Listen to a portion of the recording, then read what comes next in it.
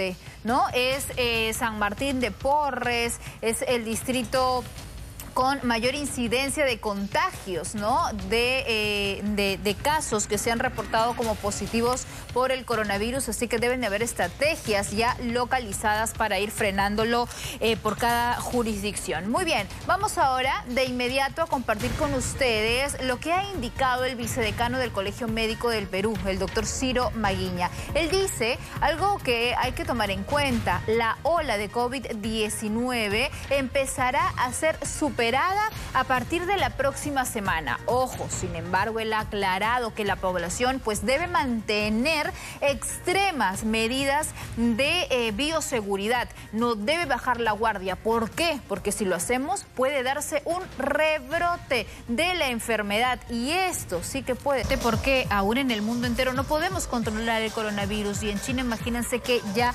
pueda salir una nueva versión, por decirlo de una manera mucho más sencilla. Así que por eso la Organización Mundial de la Salud está realmente preocupada y atenta a lo ocurrido. En Nueva York también se teme de un nuevo rebrote del virus que obligaría al cierre nuevamente de la ciudad. Esto tras imágenes compartidas por el gobernador de este estado, en el que se ve a una multitud de personas celebrando unas nuevas imágenes de un policía asesinando a un ciudadano afroamericano que ha desatado la furia de decenas de manifestantes en Atlanta. La jefa de policía de esa ciudad está aquí en el programa. Empezamos nueva hora de noticias aquí en Punto de Vista, y vamos a empezar mostrándoles cómo cientos de comerciantes ocuparon el parque El Porvenir, que está en La Victoria.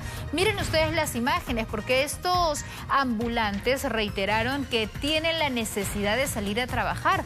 Incluso pues entre las personas habían empresarios que cuentan con puestos formales en varios puntos de la capital, pero como no pueden abrir, quien continúa el legado de su padre, de Johnny Orozco, el fundador de la agrupación Néctar, quien murió hace 13 años en un accidente de tránsito terrible en Buenos Aires, y que gracias a la tecnología, vean ustedes, puede ahora Davis cantar a dúo con su padre una de las canciones, himnos, ¿no?, del grupo Néctar.